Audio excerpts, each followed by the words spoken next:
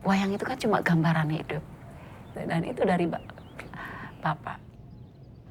Jadi saya kan lebih bahagia kalau kamu sebagai manusia, bagaimana melangkah tentang hidup ini. Ya belajarnya sama saya. Saya belajari juga, saya tuh kalau gamelan, latihan gamelan apa terus saya atur keponakan dan anak nari Awangi. Kalau belajar wayang, saya langsung melatih. Ya mungkin dia berawal dari pengalaman dia itu, banyak kejadian-kejadian itu. Jadi ke anak-anaknya istilah bagaimana sebagai manusia yang kuat menghadapi semua kerikil tajam kehidupan ini, tapi dengan positif, dengan kenyamanan jiwa. Jadi dia lebih menekankan bagaimana kita mengarungi hidup dengan nyaman. Selamat tening putu panjenengan uga saged kepangi kalian Gusti kula Pandu. Dari situ saya menemukan nyamannya jiwa dalam hidup ini gitu loh. Jadi dari habis latihan itu kita ngobrol sama Bapak gitu loh. Terus bagaimana kontrol emosi. Dari sebuah cerita dia akan mengajarkan bahwa hidup kita itu bla bla bla bla. Dan dari obrolan itu juga bisa kita masukkan di adegan wayang gitu. Jadi bolak-balik kayak gitu. Ya, kita bisa ini berdua gitu. Tapi bagaimana kamu mengkaji semua kehidupan wayang ini, bagaimana kehidupan kita juga.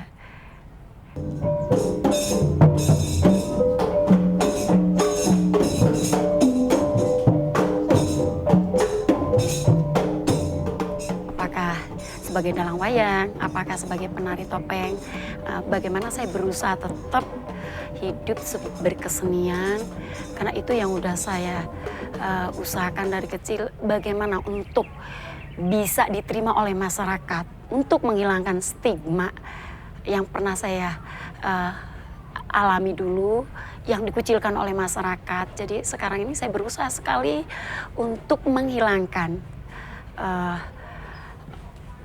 Saya anak seorang yang dituduh terlibat G30S.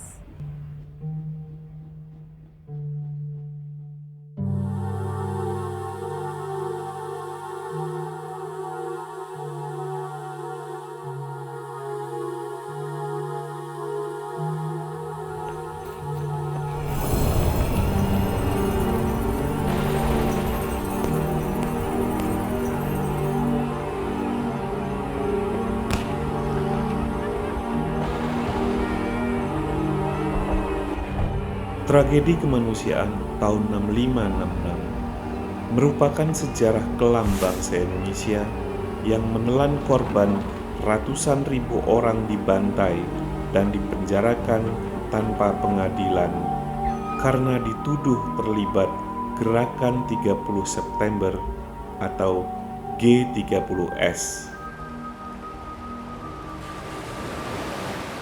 Mulai tahun 65 saya diambil itu masuk ke Indramayu. Tapi anehnya waktu itu kawan-kawan banyak, kalau orang kecamatan sini yang ngambil dari dalam kecamatan sini. Tapi saya yang ngambil tangga kecamatan. Menginjak ke kelas 3 itu Bapak udah di penjara di Indramayu, kota Indramayu. Ketika kelas 2 itu masih di desa, kumpulin di desa dulu baru ke kecamatan.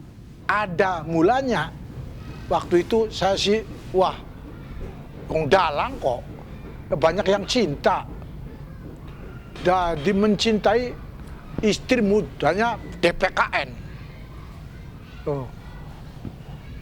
Sampai 1 tahun, makanya juga yang ngambil tuh yaitu sang suaminya dibawa ke Jatibarang.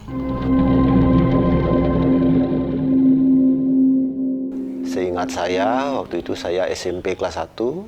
Ya, pagi hari ibu saya sakit, ya sesak, saya disuruh membeli obat. Nah, ketika sekitar jam 11 siang, saya berangkat, tahu-tahu di perbatasan desa, itu orang-orang sudah datang, massa yang berpakaian serba hitam, mukanya dikasih areng, pakai daun-daunan segala macam, seperti orang menyamar begitu. Saya merasa curiga dan kembali ke kampung. Siang hari itu ada ribuan massa yang disebut tameng ya. Kita orang-orang kampung yang tinggal di desa Beringkit ini semua lari ke pura.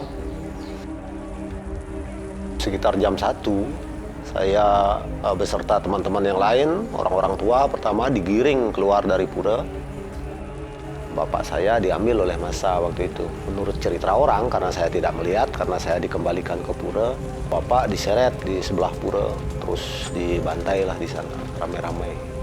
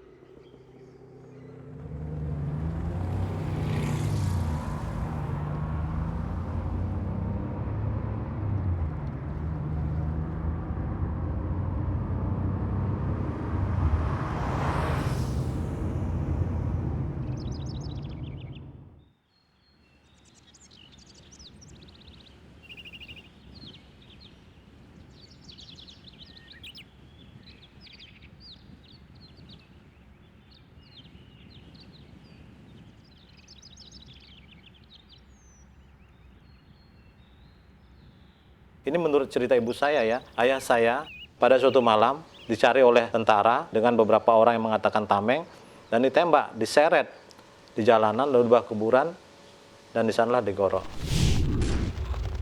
Lalu besok pagi-paginya ibu saya sembunyi-sembunyi untuk melihat ayah saya.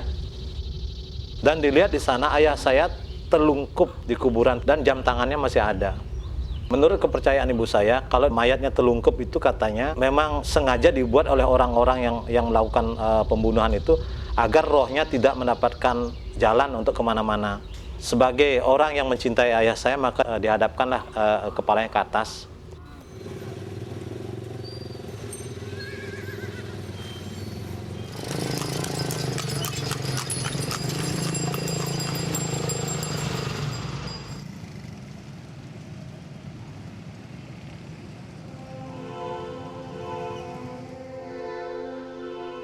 Suatu pagi tentara masuk ke rumah saya, mereka mengumpulkan saya dan saudara saya di ruang tamu dan menodongkan senjata itu ke depan saya.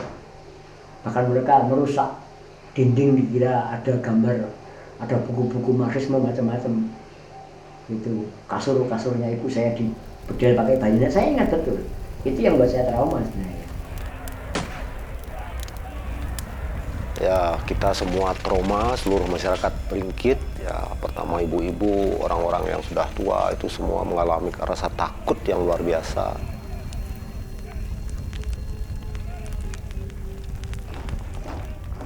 sore hari ketika masa-masa itu sudah pulang dari desa kita mencari-cari, itu menemukan jenazah bapak saya, paman saya, dan 2 jenazah dari warga di desa kami. Jadi tanggal 5 Desember, hari Minggu, itu 4 orang warga desa dibantai.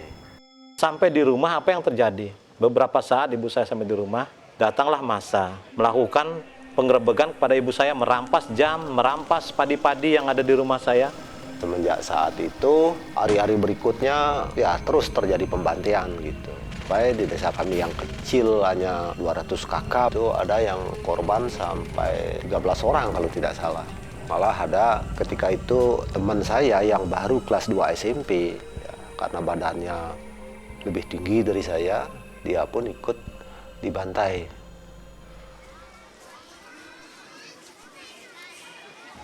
Ketika itu ada satu apel di sekolahan di SMP 3 Negeri Yogyakarta, dan kemudian dibacakan beberapa nama yang dikeluarkan dengan tidak hormat karena orang tuanya dituduh terlibat di 30S.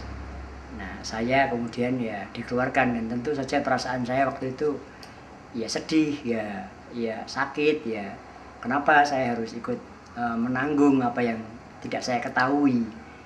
Ya, beberapa guru juga sempat menangis. Kebetulan saya udah habis berantem, mungkin orang tuanya nggak terima, ngomong ke kepala sekolah dan di muka kelas, di hadapan teman-teman, di muka kelas itu langsung dia sambil tunjuk tangannya ke muka saya. Tapi beruntung saya duduknya tidak di depan, jadi 5 bangku ke belakang. Dia bilang, kamu suka sekali berkelahi, apa kamu ingin seperti bapakmu di penjara?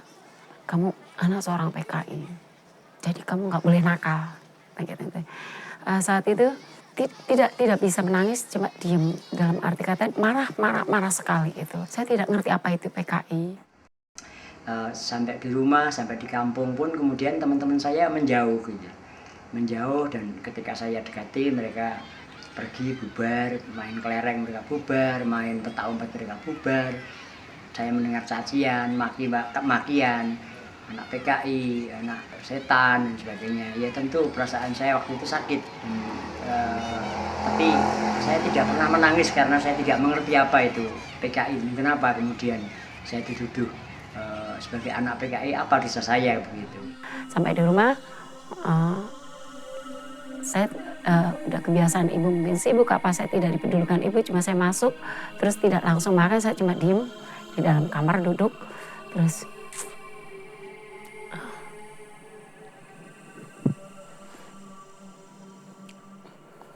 cuma kenapa sosok kalimat-kalimat mereka itu udah 2 kali saya dengar, dan kok seperti sebuah penyakit yang menakutkan, lebih mengerikan daripada hantu.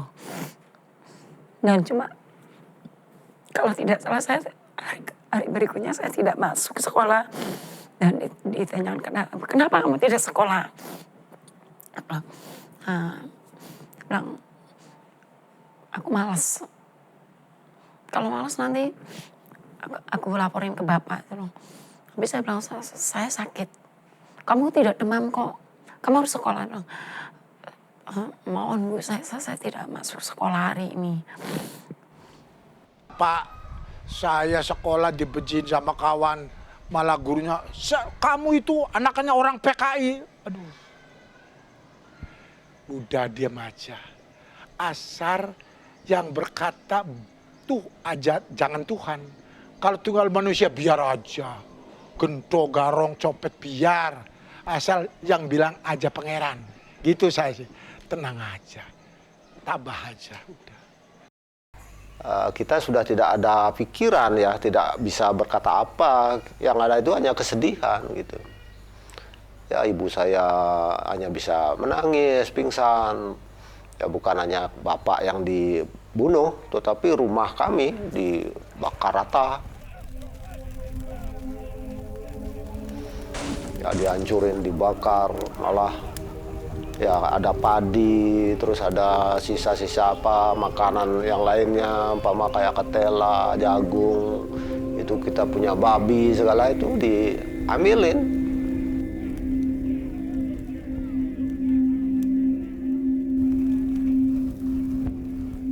Sini bapak itu di sini diseretnya dulu kemari terus coba gimana?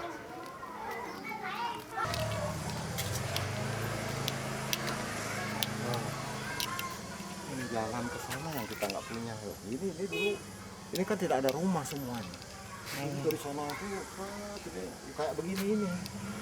Tahu kan nanti bapak itu dibantainya di sana. Ya dari situ dia udah dibantai gitu loh. Tapi ya karena dia kebal, dia nggak mati-mati. Nah, terus mati dia di sana, di ujung sana. Tapi kalau dari pinggir Tahun 70 saya pulang dari tahanan Indramayu, tahanan Tapol. Perintah dari sana, dari kabupaten tuh, pulang di masyarakat harus bermasyarakat. Anjang sono seperti semula. Tahu-tahu saya pulang, anjang sono ke tetangga RT, tetangga RW. Saya rasa saya lihat tuh, lihat saya kok perasaanku jijik. Kalau menunggu kawan-kawan nggak ada yang datang, takut kecepletan orang markai ya, G30S ku. Aduh ya begitu. Itu menyebabkan saya terus terang saya mendengarkan kisah ibu saya sedih sekali. Dan yang menyebabkan saya lebih sedih lagi karena ibu saya bercerita bahwa tetangganya satu pun tidak berani menolong. Sampai berkali-kali terjadi seperti itu. Ketika ibu saya biasanya tetangga-tetangga kami itu saling menyapa, tapi ketika kejadian itu semuanya tidak berani menyapa. Untuk berkata-kata mereka menggunakan bahasa isyarat. Karena apa? Karena mereka semua takut dikatakan cap PKI kalau ibu saya kemudian baru tertolong karena ayah dari ibu saya itu adalah dari desa lain, mempunyai kedudukan. Dialah yang memberikan pertolongan untuk makan. Karena beras semuanya sudah diambil, padi-padi dia diambil. Dan nasib kami anak-anaknya itu terluntang-lantung mana kemari. Setelah itu karena saya sekolah, tapi kalau nenek datang dari Jakarta, aku ikut nenek aja deh. Aku nggak mau di sini. Ya udah nanti nunggu nenek. Tapi sekarang kamu harus sekolah. Saya terpaksa sekolah lagi dan mungkin sejak kejadian itu untuk sama teman-teman saya lebih banyak menyendiri karena memang teman-teman juga udah mengambil jarak.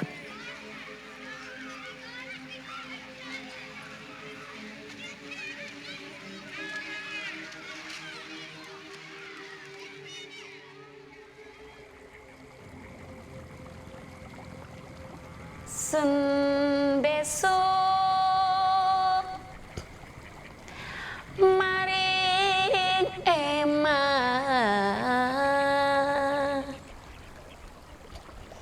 yen wonten krananing sasi srengenge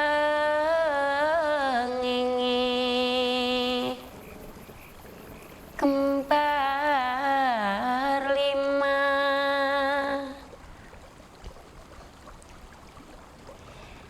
lintang alih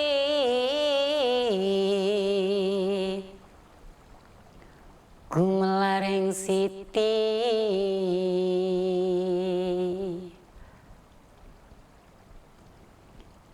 sawiji tanana urip mung dikakelawan isu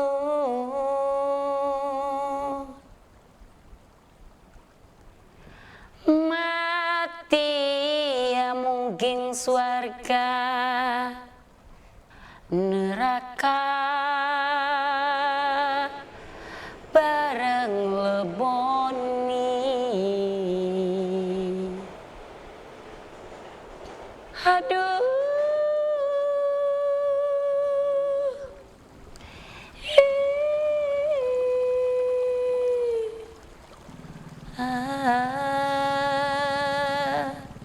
Bincang belah akhir zaman,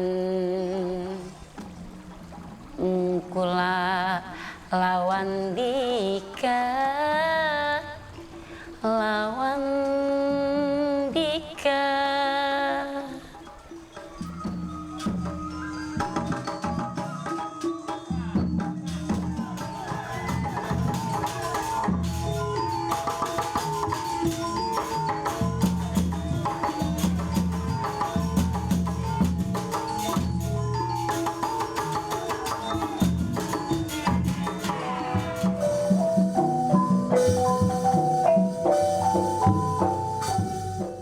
Ketika cerita Pandu yang harus meninggalkan istri-istrinya, padahal mereka masih istilah cinta, tapi apa boleh buat itu. Jadi dia diambil gitu, dan itu bagaimana Pandu tidak bisa ketemu dengan anaknya, pengen meminang anaknya, apa karena dia harus dipenjara di Kadipatan. Sang yang manik maya utawa betaraku kon ngudut Pandu. Jublegal-legalan. Barang anak tekanan ning yang Madepati.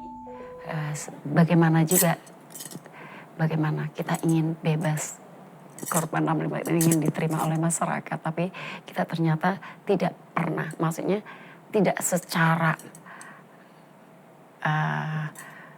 apa yang kita harapkan masyarakat itu menerima, tetap ada spesial identitas kita itu, dan itu tidak bisa dihilangkan gitu. Belajar. Aku pun untukmu seperti Rana Citra dan Rara Mendut. Sudah, aku mau mati.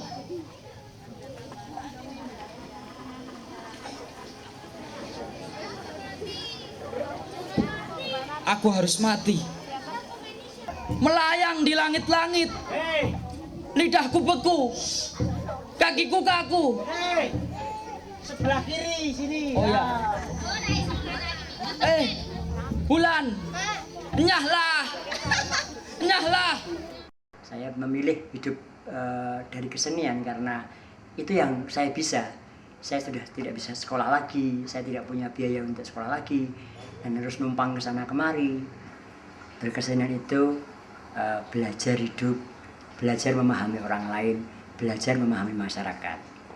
Dengan berkesenian, apa yang saya pikirkan, apa yang saya rasakan, itu muncul dalam karya-karya saya. Lewat kesenian, saya berusaha agar masyarakat menjadi masyarakat yang baik. Karena kesenian bertujuan membuat orang menjadi baik. Saya tidak pernah yakin bahwa kesenian, terutama kesenian rakyat yang saya tekuni itu, ketika masyarakat belajar kesenian menjadi masyarakat yang keras, menjadi masyarakat yang suka pada tindakan-tindakan anarkis. Urip iku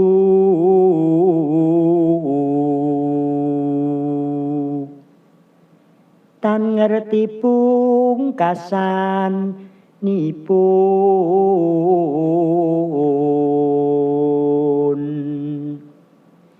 kalah lawan menang gilir gumanti prap tanyo mula kaki sing eling lawan waspada.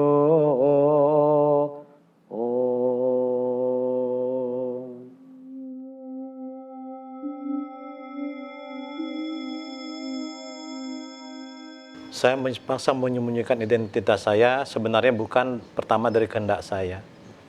Mula-mula adalah dilakukan oleh paman saya yang membesarkan saya. Di dalam ijazah saya misalnya, saya tidak dikasih mencantumkan nama ayah saya karena pada waktu itu dan mungkin juga sekarang masih berlaku bahwa anak yang dilahirkan oleh seorang PKI itu sepertinya tidak berhak untuk hidup bahkan mengenyam pendidikan dan mungkin juga pekerjaan-pekerjaan yang formal. Masalah stigmatisasi terhadap korban-korban kekerasan politik, terutama 65, yang begitu menderita dan tak terperi para korbannya itu, memang sungguh bukan hanya merupakan tanggung jawab bangsa, tapi juga tanggung jawab negara terutama. Negara paling bertanggung jawab karena apa yang terjadi adalah pelanggaran hak asasi manusia yang dilakukan oleh negara pada saat itu.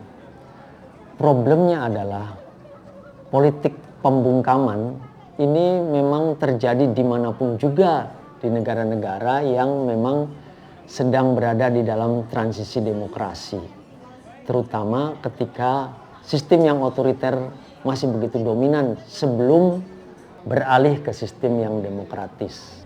Jadi saya pikir situasi sosial psikologis yang demikian itu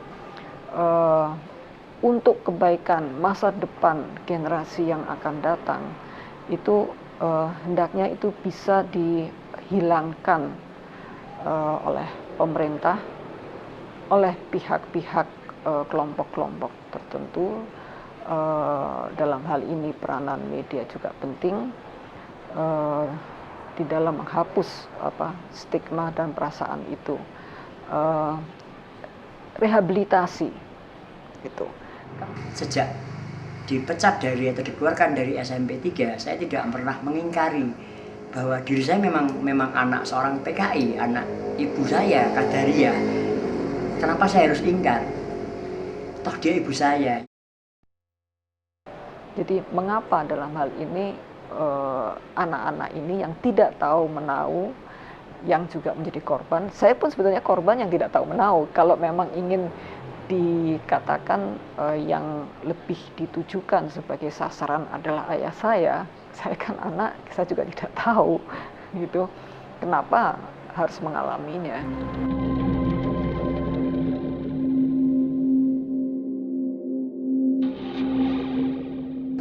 Dalam perjalanan hidup saya sekarang, saya justru berterima kasih pada teman-teman saya, pada mereka yang telah menghina saya, mengucilkan saya, dan kemudian bahkan tidak mau bergaul dengan saya.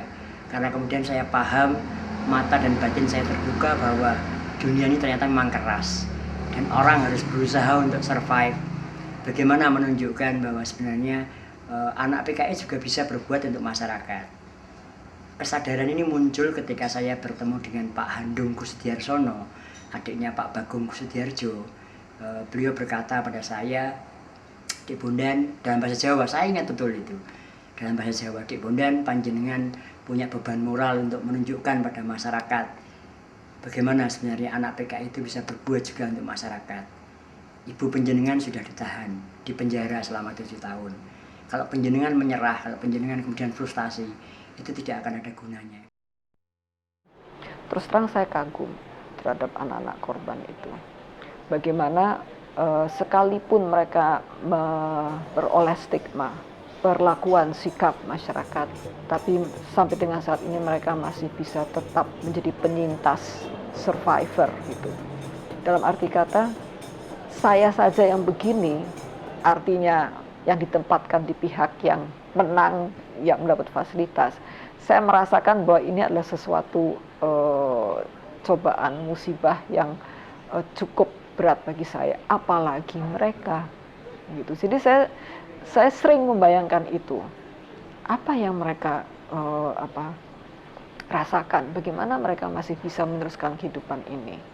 Dalam situasi psikologi massa seperti itu, bagi para korban, mestinya korban itu dihantar dari status sebagai korban menjadi survivors, menjadi orang yang bangkit, yang bisa mengatasi hidupnya, yang bisa percaya bahwa hari esok itu penuh harapan. Kondisi yang seperti ini mestinya dibantu dengan memberi ruang seluas-luasnya, ruang publik, tapi juga ruang untuk bertutur. Jadi cara mengatasi politik pembungkaman itu atau politik pelupaan itu dengan ingatan. Jadi warga masyarakat yang menjadi korban itu diberi ruang untuk bertutur, bernarasi tentang hidupnya. Karena itulah salah satu cara penyembuhan dengan bercerita, dan pengungkapan ini mesti dicatat, mesti direkord juga, direkam untuk didengarkan sendiri bagaimana mereka bercermin dari kasusnya sendiri. Karena dengan begini bukan berarti kita ingin mengaduk-ngaduk kepahitan seseorang atau sekelompok orang, sekelompok massa, bukan. Tetapi kita ingin membantu proses penyembuhan. Rekonsiliasi dalam arti yang sesungguhnya, bukan rekonsiliasi demi impunity.